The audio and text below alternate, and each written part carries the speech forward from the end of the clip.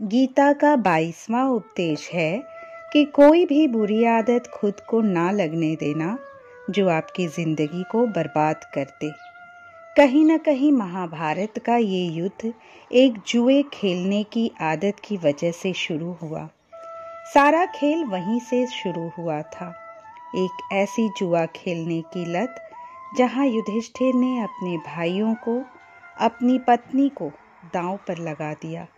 जीतने का ऐसा नशा कि अपना सब कुछ गंवा दिया।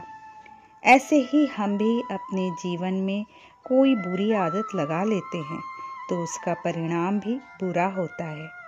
वो नशा कुछ भी हो सकता है, चाहे वो नशे की आदत हो या आज के परिप्रेक्ष्य में मोबाइल का नशा हो, या किसी इंसान की हो या कोई गलत काम करने की हो। कोई भी गलत आदत आपको बर्बाद कर सकता है। यदि आप उसे नहीं छोड़ेंगे तो आपका सब कुछ खत्म हो जाएगा। इसलिए कोई आदत आपको खत्म कर दे उससे पहले आप उस गलत आदत को ही खत्म कर दें। गीता का 23वां उपदेश है, जो इंसान अपनी रक्षा खुद नहीं कर सकता उसकी रक्षा भगवान भी नहीं कर सकते। श्री कृष्ण अर्जुन से कहते हैं, हे अर्जुन, तू हर काल में मेरा स्मरण करते रहना और युद्ध करते रहना।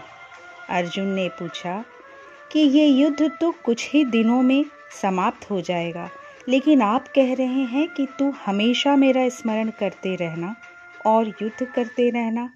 हमेशा युद्ध करने की क्या आवश्यकता है? हमेशा युद्ध करने का क्या अर्थ है? तो श्री कृष्ण ने कहा, ये जिंदगी ही रणभूमि है।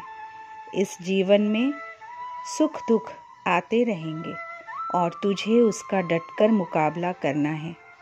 श्री कृष्ण ने ये नहीं कहा कि तू कुछ मत करना और मैं लड़ाई करूँगा। बहुत गहराई है गीता में। हमारे जीवन की डोर थाम कर भगवान बैठे हुए हैं, लेकिन हमें ईश्वर को याद रखते हुए युद्ध हमें ही करना है, कर्म हमें ही करना है। हे ईश्वर, मुझे शक्ति दे, मुझे समझ देना, मुझे बुद्धि देना कि मैं अपने जीवन की सारी लड़ाइयाँ जीत सकूं। मैं जिंदगी में सच्चाई के मार्ग में, सही मार्ग में चल सकूं और अपनी लड़ाई खुद लड़ सकूं। जो लोग ये कहते हैं कि हमें कुछ नहीं करना, सब कुछ ईश्वर करेंगे, तो वे आलसी इंसान हैं जिन्हें भगवान कुछ नहीं कर सकते। भगवान ने आपको बुद्धि दी है, समझ दी है। ईश्वर आपको प्रेरणा देते हैं, शक्ति देते हैं, पर आपको अपनी रक्षा स्वयं ही करनी पड़ेगी। गीता का 24वां उपदेश है कि जिंदगी में धोखा अधिकतर अपने ही देते हैं, क्योंकि वे आपके बारे में सब कुछ जानते हैं। उन्हें आपकी कमजोरियों का पता रहता है। बाहर वाले आपको धोखा नहीं दे सकते, क्योंकि उन्हें आपकी कमजोरियों का पता ही नहीं रहता कि आपको चोट कहाँ पहुँचानी है।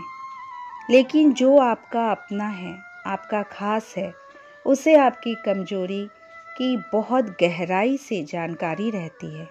उन्हें पता रहता है कि क्या करने से आपको सबसे ज़्यादा तकलीफ होगी, आपको कैसे नीचा दिखाया जा सकता है।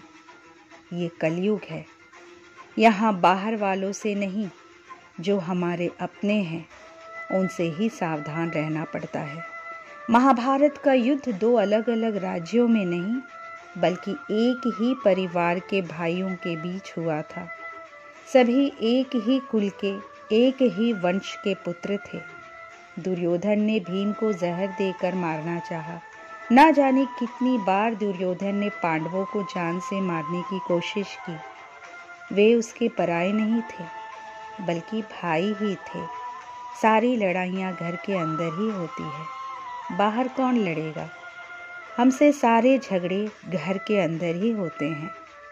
तो आपको वो ही लोग चोट पहुंचा सकते हैं जो आपके अपने हैं।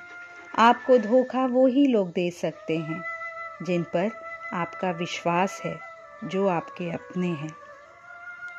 गीता का 25वां उपदेश है कि आप वो मत करो जो सभी लोग करते आए हैं, बल्कि वो करो जो आपके लिए सही है।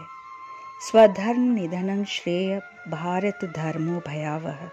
श्री कृष्ण ने अर्जुन से कहा कि जो तेरा कर्तव्य है, जो तुझे करना चाहिए, जो तेरे लिए सही है, वो कर तू। कभी भी वो काम मत कर जो दुनिया कर रही है। क्योंकि जब अर्जुन युद्ध करने से कतराने लगा और भगवान से कहने लगा कि ऐसे भयंकर युद्ध करने से अच्छा है कि मैं संन्यास ले लूं, सन्यासी बन जाऊं, तब भगवान अर्जुन को शिक्षा देते हुए कहते हैं, सन्यासी बनना तेरा कर्म नहीं है, तू क्षत्रिय है। तेरा धर्म, तेरा कर्म यही है कि तू अधर्म का नाश कर और धर्म की रक्षा कर।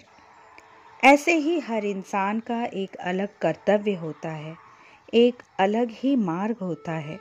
तो कभी भी उस मार्ग पर मत जाना जहाँ सारी भीड़ जा रही है। कभी भी वो काम मत करो जो दुनिया कर रही है। जैसे आजकल जो ट्रेंड में चल रहा है, फैशन में चल रहा है, तो हमें भी करना है, ये मत करो। सारी भीड़ यही काम कर रही है, इसलिए हमें भी करना है।